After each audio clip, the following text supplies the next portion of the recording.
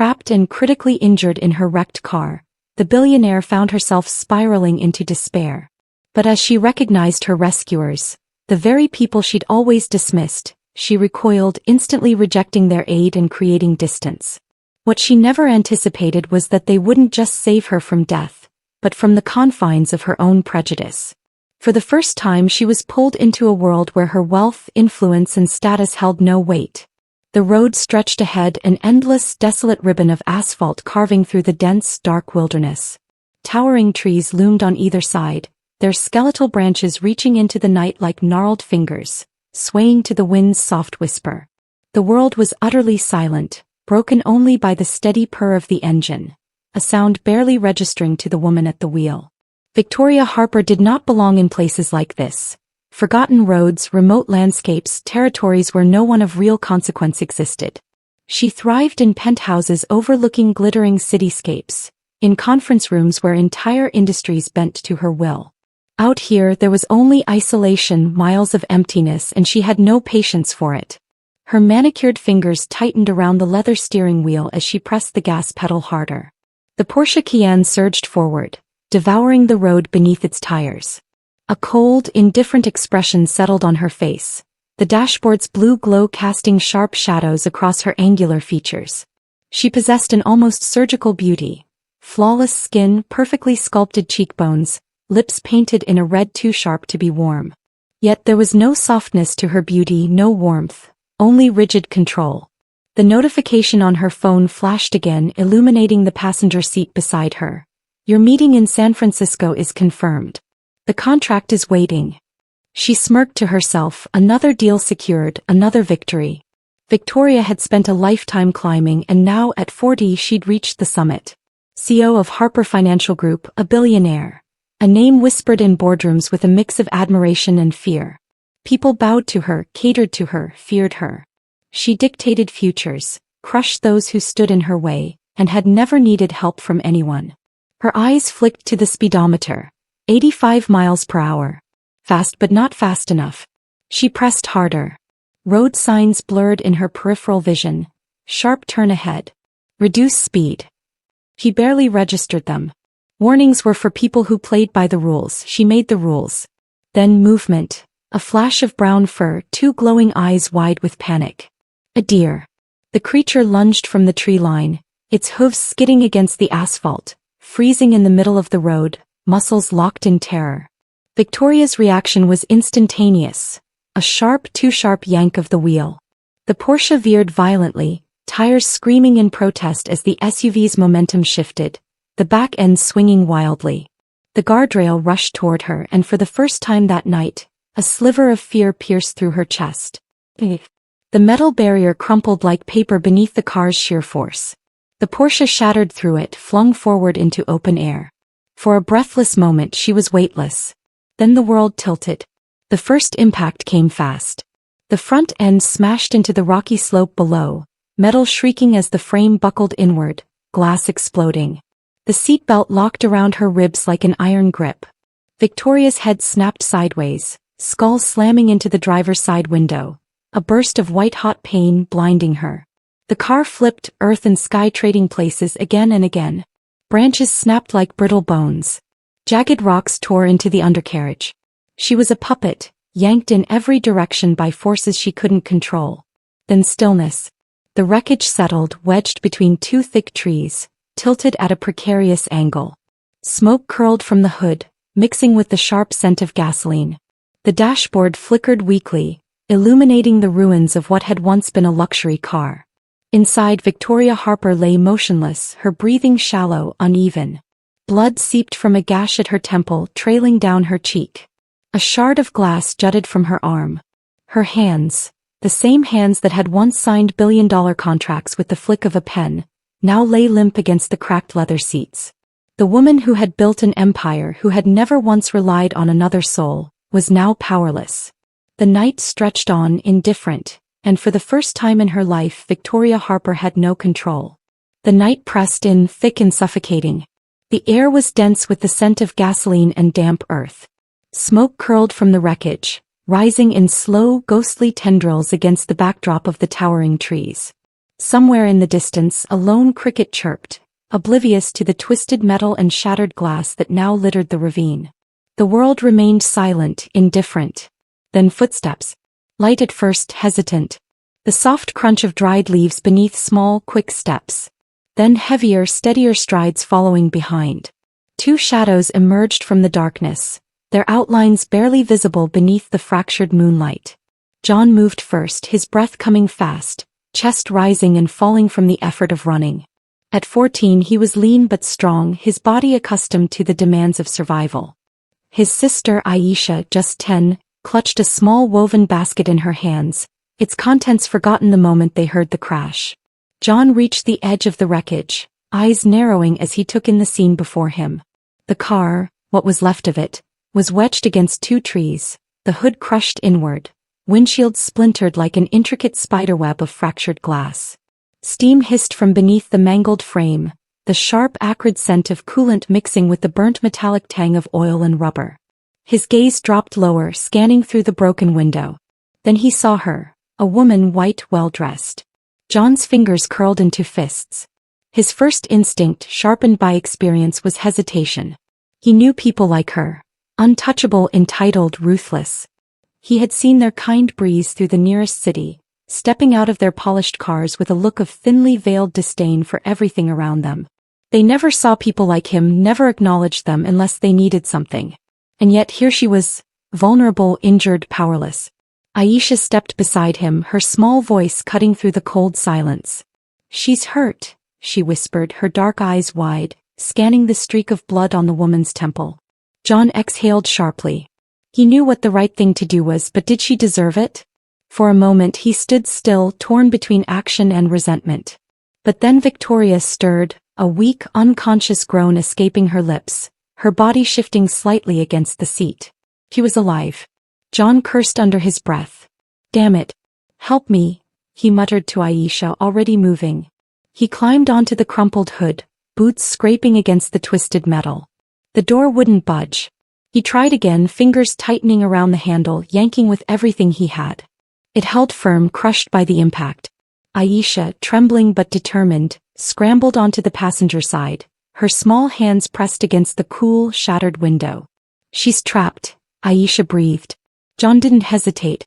He balled his fist and slammed it into the window. Once. Twice. On the third hit, the glass gave way, cascading inward in a rain of sharp fragments. Aisha flinched, but John reached inside, wincing as jagged edges nicked his skin. His hands found Victoria's shoulders. Hey lady, wake up," he said gruffly, shaking her slightly. No response. "Damn it, she's heavier than she looks. Aisha, help me unbuckle her."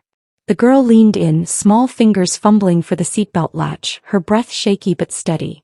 The belt snapped free and Victoria's body slumped forward.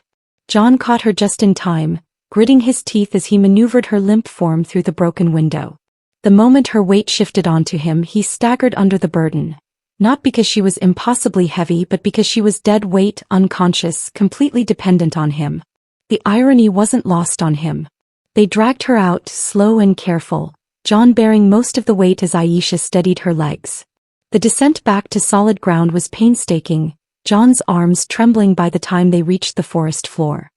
He knelt for a moment, catching his breath before shifting Victoria against his back. "I'll carry her," he muttered, voice tight. Aisha hesitated. "John, she'd die out here," he cut her off. "Come on. No more debate." With a final grunt of effort, John hoisted the unconscious woman onto his back. She groaned, her head lolling against his shoulder, but remained out cold. The weight pressed into him, muscles burning, but he pushed forward. The walk was long, too long. The uneven ground made every step a challenge, and every now and then John had to shift his grip, sweat mixing with the dirt on his skin. Why the hell was he even doing this? This woman, someone who had probably spent her whole life looking down on people like him, was now completely in his hands, and she didn't even know it. The thought made something bitter coil in his chest, but he kept walking. The village lights flickered in the distance, warm and faint. He didn't stop until they reached the threshold of his home, a small wooden structure that barely fit the 4 people living inside it. Aisha ran ahead, pushing the door open. "Mama," she called, her voice urgent. Evelyn, their mother, turned sharply. She was a woman of quiet strength, her salt and pepper hair pulled into a tight scarf, lines of hardship etched into her dark skin. The moment she saw the unconscious stranger slumped against her son's back, her expression hardened. "What is this?" she asked, voice unreadable. John, breathless, set Victoria down onto the single mattress in the corner. His arms felt like lead, but he didn't look away from his mother's sharp gaze. "She crashed," he said simply. "She would have died." Evelyn was silent for a long moment. Then, with a heavy sigh, she knelt beside the bed, examining Victoria's injuries. Her fingers were careful, practiced as she pressed against the woman's ribs, checking for fractures. She moved with efficiency, no hesitation, no wasted motions. But John saw the flicker of something in her expression. Conflict.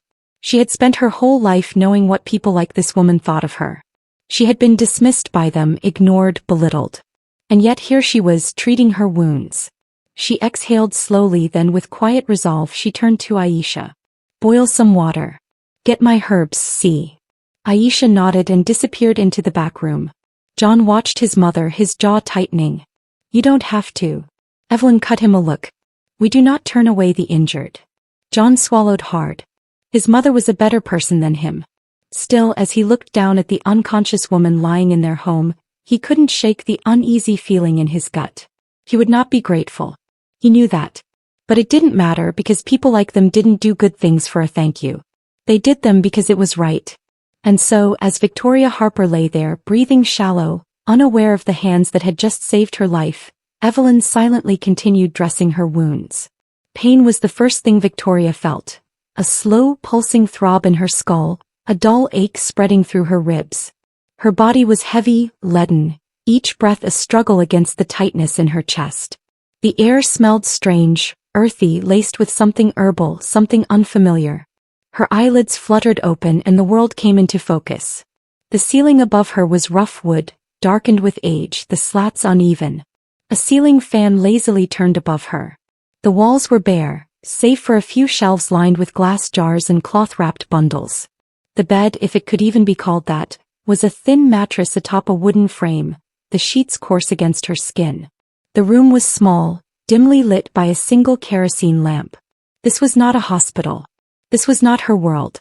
Panic clawed through her, sending a sharp jolt of adrenaline through her veins. She tried to sit up, but the movement ignited a searing pain across her ribs. A strangled gasp escaped her lips. There was movement in the doorway. A woman, black, middle-aged, her salt and pepper hair wrapped in a headscarf, stepped forward. Her gaze was calm, unreadable, but there was a quiet authority in the way she carried herself. "You're awake," the woman observed. Victoria swallowed, her throat dry. Her voice was barely more than a rasp, caught, rough and hoarse. She tried again. Where am I?" The woman set a clay cup on the small wooden table beside the bed. "You're in my home. My son and daughter found you after your accident." Accident. The word sent a flood of fractured memories crashing back. Her car, the deer, the guardrail, the fall. Her stomach twisted. She turned her head, eyes narrowing as she took in the details of the room, the sparse furnishings, the handmade blankets. This was a poor person's home. A poor black person's home. Disgust curled in her chest. She wanted out. "I need a phone," she said, her voice sharper now, pushing past the pain. "I need to call my people." The woman, whoever she was, didn't react. "There's no service here." Victoria's lips parted, the response so absurd she almost laughed. "No service? What kind of backward, forgotten place is this? Then get me to a landline," she snapped. The woman met her gaze, steady, unimpressed. "There isn't one." The word struck like a slap. Victoria's pulse kicked up. No phone. No way to contact anyone. No way out. She was trapped. Her breath came faster, the room suddenly feeling too small, the air too thick. She tried to push herself upright again, gritting her teeth against the pain. The movement pulled at the bandages wrapped around her arms, her ribs. Then she realized, someone had touched her. A sharp, visceral revulsion surged through her. Her hands shot to the bandages, fingers curling around the fabric. She tore them off, one by one, wincing as fresh blood welled beneath the torn wounds. "What the hell are you doing?" the woman demanded, stepping forward, reaching as if to stop her. Victoria recoiled, her breath coming in short, furious bursts. "Don't touch me." The woman stilled, her expression tightening just slightly, but not in surprise as if she had expected this. Victoria's voice shook with rage, with something dangerously close to hysteria. "I don't need your help. I don't need," she choked on the words, the weight of her own helplessness pressing down on her. She was in pain, weak, lost, with no resources, no allies. She had nothing and she was completely at their mercy. The realization made her stomach turn. The woman exhaled a slow, measured breath, then turned away without another word. She walked toward the door, pausing only to glance over her shoulder. "You can rip off every bandage if you want. Won't change the fact that you're stuck here until someone comes looking for you." Then she left, closing the curtain behind her. Victoria clenched her jaw, her body trembling not from pain but from fury. She wouldn't stay here. She couldn't. But for the first time in her life she had no choice. The morning arrived with a dull, muted light seeping through the small cracks in the wooden walls. Victoria had barely slept. Every muscle ached, her ribs ached worse, but it wasn't the pain that kept her awake. It was the suffocating awareness, the gnawing, inescapable reality that she was still here, still trapped, still surrounded by them. She shifted, testing her strength. The dizziness from the day before had lessened, her limbs steadier. She could move. She could walk. And that meant she could leave. Slowly, carefully, she swung her legs off the bed and pushed herself upright, swallowing down the sting in her ribs. She needed to get back to her car, to her things, to anything that still tied her to the world she belonged to. The house was quiet. The faint murmur of voices drifted in from outside. She took a slow breath, ignoring the discomfort, and moved toward the door. The moment she stepped out, the warmth of the sun hit her skin, the air thick with the scent of damp earth and something faintly smoky. The village stretched before her, small wooden houses clustered together, worn but sturdy, connected by uneven dirt paths. And they were watching her. Not directly, not openly, but she felt it. The quick glances, the cautious eyes tracking her as she stood there in her rumpled, blood-stained clothes, glaring at the unfamiliar world around her. Then a voice. "You're up." She turned. John stood a few feet away, arms crossed, eyes unreadable. Victoria straightened, pulling herself up to her full height. "I need you to take me back to my car." His expression didn't change. "Why?" She nearly scoffed. "Because it's mine." Something flickered in his gaze. Something sharp, something tired. He didn't move, didn't rush to obey like people usually did when she made demands. Instead he just studied her as if weighing whether she was even worth the effort. Finally he sighed. "Fine. Let's go." She didn't thank him. The walk was longer than she remembered, the path uneven, the ground unsteady beneath her still recovering body. Every step sent a dull ache through her ribs, but she refused to slow down, refused to look weak. John said nothing, just walked ahead, his pace even, his silence heavier than words. By the time they reached the wreckage, her breath was coming in shallow, uneven gasps. Her car was still there, a ruined shell of metal and glass. The sight of it, what was left of it, made something hot and furious rise in her throat. She staggered forward, her hands shaking as she yanked at the driver's side door. It barely budged. John watched, arms still crossed. "It's not going to work." She ignored him, pulling harder until the door finally gave way with a groan of twisted metal. The interior was wrecked, paper scattered, glass shattered, the smell of burnt rubber and gasoline lingering in the air. But her bag was there. Her phone. He snatched it up, desperate, pressing the power button. Nothing. She cursed under her breath, trying again and again. Still nothing. Her fingers curled around the useless device, rage burning through her veins. She turned, her voice sharp. "Give me yours." John just stared at her. Then with an infuriating slowness he said, "I don't have one."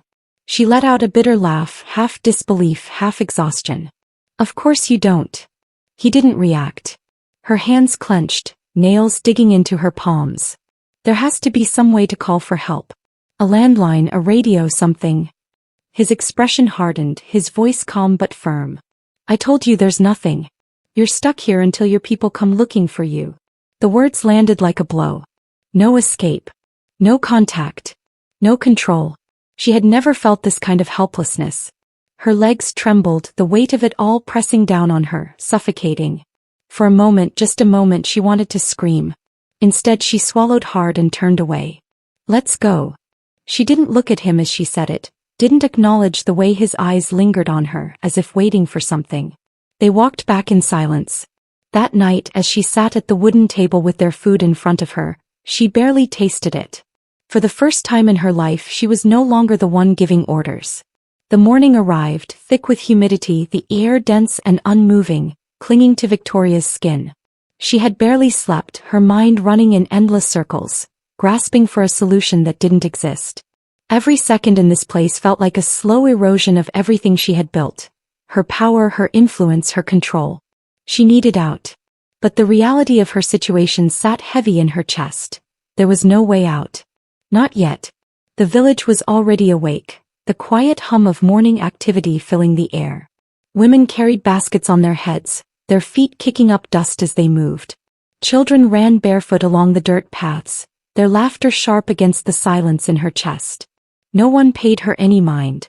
No one rushed to accommodate her, to acknowledge her presence like they should have. She was used to being seen, being heard, being obeyed. Here she was nothing. John stood near the well, hoisting a heavy bucket of water, his muscles tensing with the effort. His younger sister, Aisha, knelt beside him, scrubbing clothes in a metal basin. Evelyn, their mother, stood nearby, rolling a bundle of herbs between her hands. They moved like a machine, synchronized, efficient, unbothered by her presence. Victoria's stomach twisted. She needed them, but she refused to need them. She lifted her chin. I want to leave. Evelyn barely glanced at her. You can't. Victoria's hands curled into fists at her sides. Then what am I supposed to do? Just sit here and wait. Evelyn turned then, her dark eyes sharp, assessing. If you want to survive here, you work. No one sits idle in this house. Victoria stiffened. The words were so foreign, so absurd, she almost laughed. She didn't work. Not like this. She gave orders. She paid people to do things like this. Evelyn didn't wait for a response. There's food to be made, water to be carried, fire to be gathered. You can choose or you can starve. John let out a quiet snort but said nothing, rolling his sleeves up before going back to work. Aisha peeked up at her, curious but silent. Victoria stood frozen, the sheer audacity of it. They were treating her like she was one of them, like she was beneath them. Her pride flared hot in her chest. She would not be reduced to this. So she did nothing. She sat in the shade, arms crossed, jaw tight, watching as the day passed around her. They didn't try to convince her. They didn't offer a second time. By midday the sun was merciless, the heat pressing against her skin, thick and punishing. Hunger gnawed at her ribs, sharp and insistent. Her throat was dry, lips chapped, body heavy with exhaustion. She glanced toward the house. The smell of food drifted from inside. Something warm, something rich with spices she couldn't place. Her stomach clenched. She told herself she would not beg. Evening came. The table was set, a simple meal. Roasted cassava, stewed vegetables, fresh bread still warm from the fire. Aisha sat cross-legged on the floor, tearing into a piece with her small hands, her face relaxed, content. Evelyn moved methodically, passing plates to John and the others. No one handed her anything. Victoria swallowed hard. She turned to Evelyn, forcing the words out, sharp and clipped. I want to eat. Evelyn didn't look up. Then work. The finality in her voice left no room for argument. For the first time in her life, Victoria had no power. And so, the next morning she worked. She hated every second of it. The way the bucket handle dug into her palms as she hauled water from the well, the way sweat dampened her collar, the way John barely looked at her as she struggled to keep up. By noon her arms ached, her breath ragged. She had never lifted anything heavier than a designer handbag in her life. But hunger was a cruel motivator. When evening came, she was given a plate. She ate in silence. For the first time in 40 years, Victoria Harper had learned what it was to be small. The days bled together, slow and unrelenting. Victoria woke to the sound of footsteps on dirt, the distant murmur of voices, the faint crackle of firewood. She woke aching, sore in places she hadn't known could ache, her hands raw from carrying buckets, her legs weak from walking miles she never would have walked before. But she no longer refused. She no longer sat idle, arms crossed, waiting for someone to cave. No one would. She did not work because she wanted to, she worked because she had no other choice. At first she did only what was necessary, carrying water, gathering wood, things that required no skill, no thought. But survival had a way of dulling pride, of breaking down resistance, until necessity became habit. By the third day she no longer hesitated when Evelyn handed her a knife to chop vegetables. She no longer bristled when Aisha reached for her hand to show her how to braid dried grass into rope. She followed John to the small garden behind the house, where thin stalks of maize and cassava grew in uneven rows, and she knelt in the dirt beside him. She told herself it was only for now, that she was still above this, that this wasn't who she was. But as the sun set, casting long shadows across the village, she sat on the wooden steps of Evelyn's home, hands streaked with soil, sweat drying against her skin. And for the first time she didn't feel entirely like a stranger. That night John and Aisha took her to the river. The walk was long, the path winding, cutting through dense trees that whispered under the weight of the wind. The night sky stretched above them, vast and untouched by city lights, the stars burning brighter than she had ever seen. The air smelled of damp earth, of wood smoke drifting from unseen fires. Aisha walked ahead, humming softly, her small hands trailing through the tall grass. John stayed beside Victoria, his steps measured, quiet. It had been 3 days since she had stopped fighting, but not once had he spoken to her more than necessary. Not once had he acknowledged the shift, the way she no longer carried herself like someone expecting deference. She wasn't sure why she noticed. The river appeared suddenly, its surface silver under the moonlight. Aisha skipped ahead, slipping off her sandals, stepping into the shallows with a delighted sigh. John crouched at the edge, washing his hands, letting the water trickle through his fingers. Victoria stood frozen. For so long she had only wanted to leave, only thought of how much she despised this place, these people, this existence that wasn't hers. But now, as she looked at the girl laughing in the water, the boy whose shoulders carried too much weight, the village behind her where people lived and struggled and endured without the luxury of anger, she didn't know what she felt. For the first time she didn't know who she was anymore. The morning of the 7th day arrived with the distant hum of rotor blades cutting through the sky. Victoria stood near the edge of the village, her arms crossed, her breath steady despite the tightness in her chest. The rescue team had come. They had been searching for her for days, their polished uniforms and sharp efficiency a stark contrast to the slow, deliberate rhythm of life she had come to know here. Aisha was the first to reach her, small feet kicking up dust as she ran, her braids bouncing with every hurried step. In her hands she held something. A simple bracelet woven from dried grass, delicate but sturdy. She stopped just short of Victoria, hesitating for a moment before extending it. "For you," she said softly. Victoria stared at it. It was nothing, a worthless thing. And yet her fingers closed around it, gripping it tighter than she meant to. Aisha's eyes shone with something unreadable. "So you don't forget." A lump formed in Victoria's throat, but she forced herself to swallow it down. She wasn't sentimental. She never had been. But something about this, about the way this girl looked at her, about the way she had changed in ways she hadn't asked for, made her chest ache. She turned to John, standing a few feet away, his posture stiff, arms crossed. He hadn't come closer, hadn't spoken, but his eyes, they said everything. There was no resentment, no lingering hostility, just an understanding, a quiet recognition of what had passed between them. Victoria exhaled, then for the first time she lifted a hand and waved. Aisha waved back immediately, jumping slightly as if trying to make sure Victoria saw her. John hesitated, then nodded. She turned before she could change her mind, stepping toward the helicopter. The wind from the blades whipped against her skin, dust rising in the air as she climbed inside. The moment she strapped in, the weight of her old life settled around her like a suffocating second skin. The helicopter lifted. The village shrank beneath her. She looked down and realized she had left something behind. The city welcomed her with cold efficiency. The moment her feet touched the polished marble floors of her high-rise, the world rushed in. Assistants, lawyers, executives, faces she had once commanded with a glance, swarmed her with questions, schedules, demands.